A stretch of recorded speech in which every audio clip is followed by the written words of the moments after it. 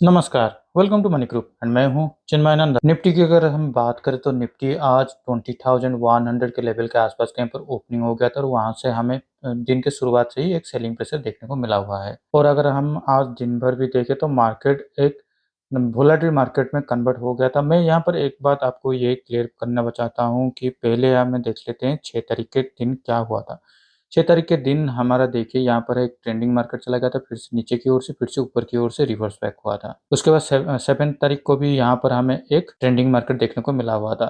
8 तारीख को यहाँ पर इस वक्त के लिए, इतना वक्त के लिए हमारे यहाँ पर वोलेटाइल मार्केट कन्वर्ट हो गया था, लेकिन वहाँ से फिर से हमें एक ट्रेंडिंग मार्केट देखने को मिला था और कल भी हमें एक ट्रेंडिंग मार्केट देखने को मिला हुआ था। तो कंटिन्यूअसली यहाँ पे 4 डेज तक हमें एक ट्रेंडिंग मार्केट का सिनेरियो देखने को मिला हुआ था। तो आज का अगर हम सिनेरियो देखते हैं तो यहाँ पर हमें पहले करीब 100 पॉइंट का हमें गिरावट देखने को मिला और उसके बाद से मार्केट प्योरली एक वोलेटाइल मार्केट में कन्वर्ट हो गया था। तो यहाँ से अब आगे क्या हो सकता है? पहले चलते हैं डे चार्ट की ओर से। डे चार्ट में हम लोग ये डिस्कशन किए थे, पहली बार निफ्टी ने ये अपना जो ऑल टाइम हाई का लेवल था, इसको उसने क्रॉस करके ऊपर की ओर से चला गया था। यहाँ पर ऊपर की ओर से और भी ज़्यादा बाइंग हैपनिंग तब भी हो सकता है जब यहाँ पर और भी ज़्यादा फ्रेश बाइंग पोजीशन, यहाँ पर बायर्स यहाँ पर एक्युमुलेशन होना शुरू हो। वो कब होने वाला है? देखिए, कंटिन्यूअसली यहाँ पर भी अगर हम देखें तो 7 डेज तक निफ्टी में एक 700 पॉइंट का रैली हमें देखने को मिल चुका है। तो यहाँ पर जो भी लोग भी नीचे की ओर से अपना पोजीशन को बनाए होंगे, बाइंग पोजीशन को, वो अब धीरे-धीरे इस लेवल के आस-पास पे कहीं पर प्रॉफिट बुकिंग किए होंगे। यहाँ पर हो सकता है, यहाँ पर हो सकता है, या फिर आज आज का जो कैंडल है यहाँ पर भी हो सकता है। तो हमें अगर फ्रेश बाइंग करना है तो कहाँ पर करना चाहिए? ये आइडियली तब भी होगा जब यहाँ पर मार्केट आज ऊपर की ओर से ब्रेकआउट दे दिया है 20,000 लेवल की ओर, और आज मार्केट ने वहाँ से एक रिवर्सल पुलबैक भी हमें देखने को मिला है। ये अगर यहाँ पर अगर मार्केट फिर से एक और दिन अगर यहाँ पर सस्टेनेबल हो जाता है, या फिर वोलेटाइल मार्केट की ओर से हो, या फिर साइडवेज मार्केट की हो, जो कि नीचे की ओर से 19,900 के नीचे नहीं जाना चाहिए, क्योंकि 19,900 के आसपास कहीं पर आज उसका लो का डे का लो कहीं पर ट्रैक हुआ है। तो यहाँ पर अगर फिर से अगर आना शुरू हो जाता है तो यहाँ पर हमारा जो भी सेलर्स होंगे वो ज़्यादा एक्युमुलेट हो जाएँगे और मार्केट को नीचे लाने की कोशिश करेंगे। तो यहाँ पर फिर से एम पैटर्न भी बनने का गुंजाइश है। मैं नहीं बोल रहा हूँ कि यहाँ पर एम पैटर्न ही बनेगा, लेकिन ये ऐसा हो सकता है। लेकिन यहाँ पर अगर 19,900 के नीचे अगर नहीं आता है और मार्केट यहाँ पर कहीं पर भी वोलेटाइल मार्केट बनाता है, या फिर साइडवेज मार्केट जाके कभी भी अगर ये फिर से 20,100 के लेवल को कभी भी क्रॉस करता है, कल हो या परसों, तो हमें ये जो लेवल होगा 20,100, ये हमारे लिए फ्रेश बाइंग जोन हो सकता है और यहाँ से हमें खरीदारी कर सकते हैं। तो ऊपर की ओर से और भी ज़्यादा हमें ऊपर की ओर से लेवल देखने को मिल सकता है। लेकिन अगर यहाँ से फिर से 19,900 के नीचे अगर मार्केट आना शुरू हो जाता है, तो हमें फिर से एक कन्फर्मेशन लेना होगा कि मार्केट यहाँ पे प्राइस एक्शन बना रहा है या नहीं। क्योंकि प्रीवियसली भी जब हम मार्केट ने ऑल टाइम हाई लगाया था, फिर से वहाँ से सेलिंग आया था, फिर से वहाँ से एक पुल अप भी हो गया था, लेकिन 19,900 के आसपास से फिर से वहाँ पर एक सेलिंग हमें देखने को मिला हुआ था, जो कि प्रीवियसली जो भी लो था उसको ब्रेकआउट दे दिया था, सॉरी ब्रेकडाउन दे दिया था। तो यहाँ पर भी उस हिसाब से सिनेरियो होता है। यहाँ पर जैसे ये जो लेवल है ये आपका आ जाता है 20,100 के लेवल पे। यहाँ पर हमें एक अभी वोलेटाइल मार्केट देखने को मिल जाता है 20,000 के लेवल पे है। अगर यहाँ पर मार्केट कंटिन्यू साइडवेज होके यहाँ पर अगर ब्रेकआउट देता है तो ये हमारे लिए एक फ्रेश बाइंग पोजीशन हो सकता है। लेकिन अगर यहाँ पर कुछ वक़्त हॉल्ट होने के बाद फिर से मार्केट नीचे आ जाता है, तो फिर से यहाँ पर पुल अप देखने को मिलता है। तो यहाँ पर हमको फिर से एक इंतज़ार करना होगा, ये जो है 20,100 को ब्रेकआउट कर पाता है या नहीं। अगर नहीं कर पा के फिर से यहाँ से रिटर्न बैक आ जाता है, पुल डाउन हो जाता है, तो यहाँ पर हमें देखना होगा, ये यहाँ रिसेंटली जो लो लगाया है, जो भी हम लोग का जो लो पॉइंट होगा, इसको अगर नीचे की ओर से क्रॉस होता है, तो भी जाके हम लोग फिर से सेलिंग के लिए साइड बनाएँगे। तब तक के लिए अभी मार्केट इनफ्लो में ऊपर की ओर से जा रहा है, तो हम लोग पॉजिटिवनेस पे बाइंग साइड पे ही रहेंगे।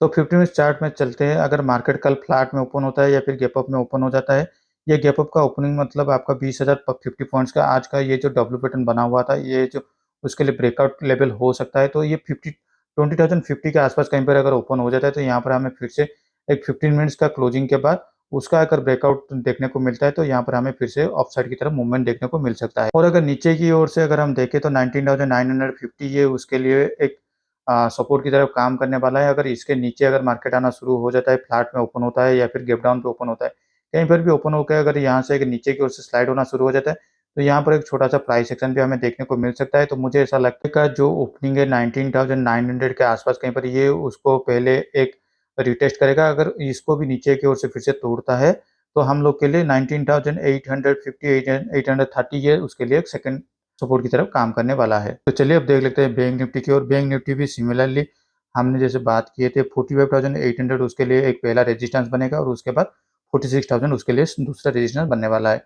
तो साथ निफ्टी की तरह बैंक निफ्टी में भी गैप अप ओपनिंग के साथ हमें यहाँ पे सेलिंग देखने को मिला और यहाँ पर भी देखिए एक डब्ल्यू पैटर्न बना हुआ है। यहाँ पर भी बैंक निफ्टी में भी अगर मार्केट कल फ्लैट में ओपन होता है यानी 48,540 से लेकर 550 ये 100 पॉइंट के अंदर कहीं पर भी अगर ओपन हो जाता है तो यहाँ पर मार्केट थोड़ा साइडवेज जा सकता है, क्योंकि कल बैंक निफ्टी का एक्सपायरी भी है। तो ऊपर की ओर से लोग 46,000 का कॉल ऑप्शन और नीचे की ओर से यहाँ पर जो फ्राइडे का जो क्लोजिंग प्राइस है 48,200 यहाँ इसका पुट ऑप्शन इसको एक हेजिंग पोजीशन में रखे होंगे, कॉल ऑप्शन और पुट ऑप्शन को हेजिंग पोजीशन में रखे होंगे। तो कल ये इसके लेवल के अंदर कहीं पर ही ट्रेड हो सकता है। लेकिन अगर मान लीजिए कल अगर फिर से मार्केट 48,600 के पहले 15 मिनट कैंडल पे ओपन होकर इसको ब्रेकआउट देता है या फिर एक गैप अप में भी ओपन होते ही 48,600 के नीचे कहीं पर भी अगर चला जाता है तो यहाँ पर जो डब्ल्यू पैटर्न का जो ब्रेकआउट लेवल है वो भी करीब 48,600 के आसपास कहीं पर आ रहा है।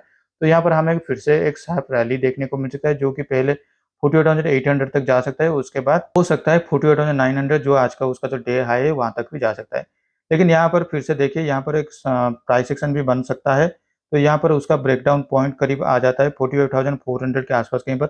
अगर 15 फ्लैट ओपन होते ही अगर ये नीचे की तरफ से स्लाइड होना शुरू हो जाता है और 48,400 के नीचे अगर आना शुरू होता है तो हम लोग नीचे की ओर से 48,200 के लिए भी प्लान आउट कर सकते हैं। तो चलिए अब देख लेते हैं हमारा पोजीशन की ओर। मैंने आज 2 पोजीशन लिए हुए था लेकिन वहां से मैं निकल भी चुका हूँ। वहां से मुझे M2M में कुछ ज्यादा प्रॉफिट या लॉस भी इतना दिखाई नहीं दे रहा है। मेरा ये पोजीशन लेने का पीछे का लॉजिक भी यही था। इस लेवल के आसपास पे कहीं पर मार्केट ने 15 मिनट्स का ब्रेकडाउन दे दिया था तो यहाँ पर मैंने कॉल ऑप्शन को पहले शॉर्ट किया था, लेकिन वहां से मार्केट नीचे आया फिर ऊपर गया। इसी बीच यहाँ पर 19,900 के 900 के 2030 के आसपास कहीं पर मैंने 19,900 पुट ऑप्शन और फिर से हेज पोजीशन के शॉर्ट करने के लिए ठीक नहीं लगा, क्योंकि वहां पर डेल्टा न्यूट्रल के हिसाब से वो ज़्यादा नीचे आ गया था। तो उस हिसाब से मैंने 20,000 का ही पुट ऑप्शन को यहाँ पर फिर से मेरे पोजीशन पे ऐड किया था। लेकिन मार्केट पे आज वोलेटाइल मार्केट के चलते अगर हम देखें इंडिया भिक्स करीब 12 के आसपास कहीं पर चला गया था, तो वहां पर इतना ज़्यादा प्रीमियम दिखे का कोई भी चांसेस नहीं था और क्लोजिंग होते होते करीब ये मेरा 300 रुपये का करीब दिखाई दे रहा था। लेकिन मेरा जब मैं क्लोजिंग स्क्वायर अप कर रहा था तो ये करीब 200 रुपये के आसपास कहीं पर आ गया है। मैं इसको स्क्वायर अप करने के लिए इसलिए सही समझा क्योंकि मार्केट अब ऑल टाइम हाई के लेवल पे आसपास है। तो यहाँ पर अगर मार्केट गैप अप में भी ओपनिंग हो जाता है तो उस हिसाब से आपका जिस साइड पे कॉल साइड में जितना आपका प्रीमियम अप्रिशिएट हो रहा है पुट साइड पे उतना डिप्रिसिएशन नहीं हो रहा है। तो उससे अच्छा है मुझे कल आप फिर से एक फ्रेश पोजीशन लेना ठीक रहेगा rather देन आज का जो पोजीशन है उसको कैरी फॉरवर्ड लेना। तो आज के लिए इस वीडियो में बस इतना ही। अगर वीडियो अच्छा लगा हो तो इस वीडियो को लाइक शेयर करके हमें मोटिवेट कीजिए। पर्सनल फाइनेंस या ट्रेडिंग नॉलेज के लिए हमारे चैनल को सब्सक्राइब करना ना भूले। Thank you for watching my video.